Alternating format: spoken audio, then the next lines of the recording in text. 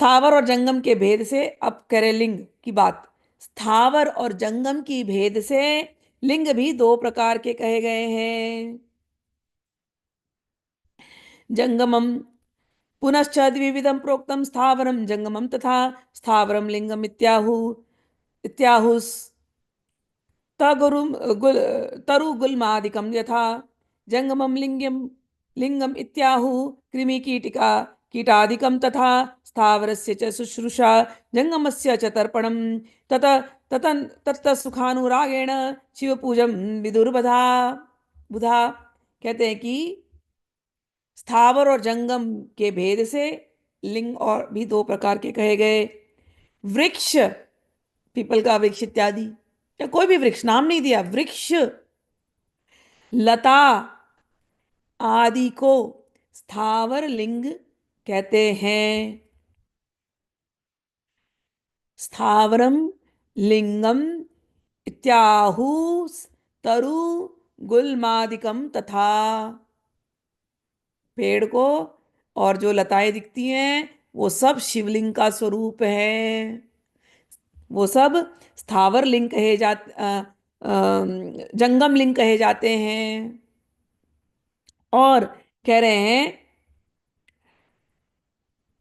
वृक्ष लता आदि स्थावर लिंग कहते हैं और कृमि कीट आदि को जंगम लिंग कहते हैं। कृमि कीट कह रहे हैं यहाँ पर, जंगमम लिंगम इत्याहु क्रीम कीट कीट आदिकम तथा स्थावर से च शुश्रूषा जंगमस्य च तर्पणम। जो स्थावर हैं उनको सींचा जाता है, उससे उनकी सेवा होती है, यानी कि पेड़ों की, लताओं की, ये स्थावर शिवलिंग का स्वरूप है। इनकी सेवा कह रहे हैं, शुश्रूषा मतलब जल दे करके, इनका सिंचन करके सेवा होती है। उसी प्रकार से जंगमस्य, जो जंगम है, कीट इत्यादि, उनको तर्पण करके उनकी सेवा होती है।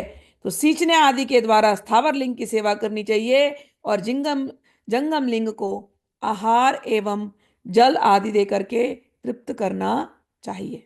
तो रोज यदि आप किसी जानवर को खिला रहे हैं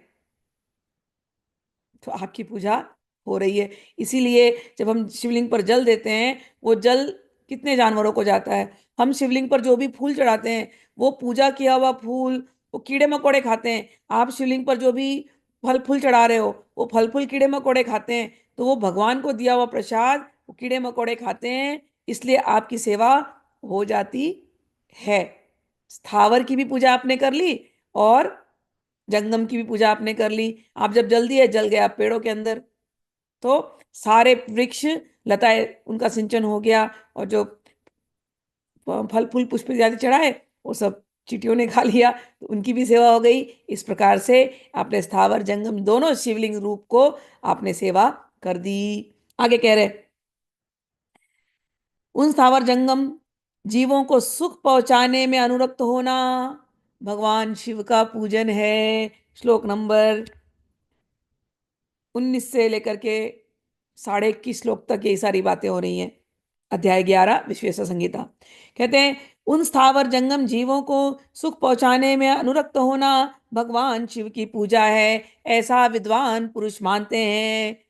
तत्त तत्त सुख अनुरागेण शिव पूजाम विदुर्बुधाः। इस प्रकार चराचर जीवों को ही भगवान शंकर के प्रतीक मान करके उनका पूजन करना चाहिए। और क्या कह रहे हैं, पीठ क्या है। अभी तक हमने सब पढ़ा, चौकोर, सर्कल, त्रिकोण, ये सब होना चाहिए। अब क्या कह रहे हैं, पीठ।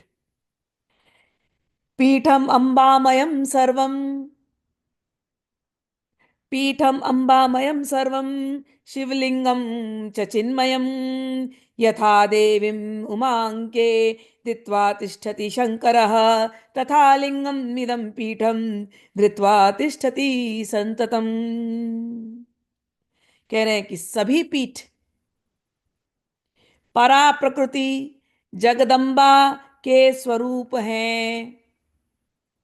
सारे पीठ जगदम्बा के स्वरूप हैं और समस्त शिवलिंग चैतन्य स्वरूप है।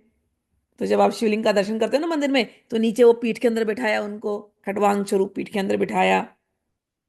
तो वो क्या है? वो परम्बा है। और शिव क्या है? वो चैतन्य रूप है। तो जब शिवलिंग के दर्शन करना, दोनों साथ में बैठे हैं, ऐसे दर्शन करना। फिर कह रहे हैं, और आगे कह रहे हैं कि कैसे दर्शन करोगे, कैसे दर्शन करोगे? कह रहे बड़ा सुंदर, बड़ा सुंदर उन्होंने कहा।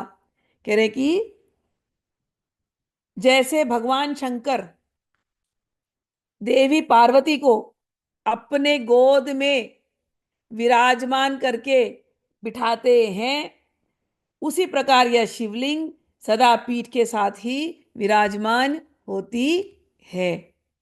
विश्वनाथ अष्टकम पढ़ेंगे, उसमें पहला ही लाइन ये आता है, गंगा तरंग रमणीय जटा कलापम गौरी निरंतर विभूषित वाम भागम नारायण प्रियम अनंग मदापहारम वाराणसीपुर पतिम भज विश्वनाथम।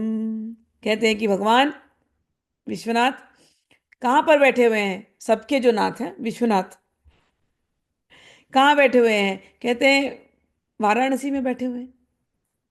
और कैसे बैठे हुए हैं? अरे गंगा जी बाजू में बैठी हुई है, वो तरंग, मतलब उसको गंगा जी तरंगायित हैं, और गंगा जी इतनी ज्यादा तरंगायित है, गंगा जी को देख करके भगवान इतने प्रसन्न हुए हैं कि गंगा जी को भगवान ने अपने जटा में बांध करके रखा हुआ है।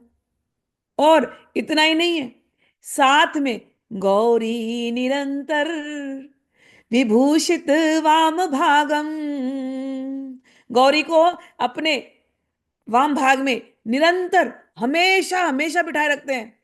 हमेशा याद रखना, निरंतर। वही बात यहां पर करिए कि हमेशा गौरी शंकर साथ में।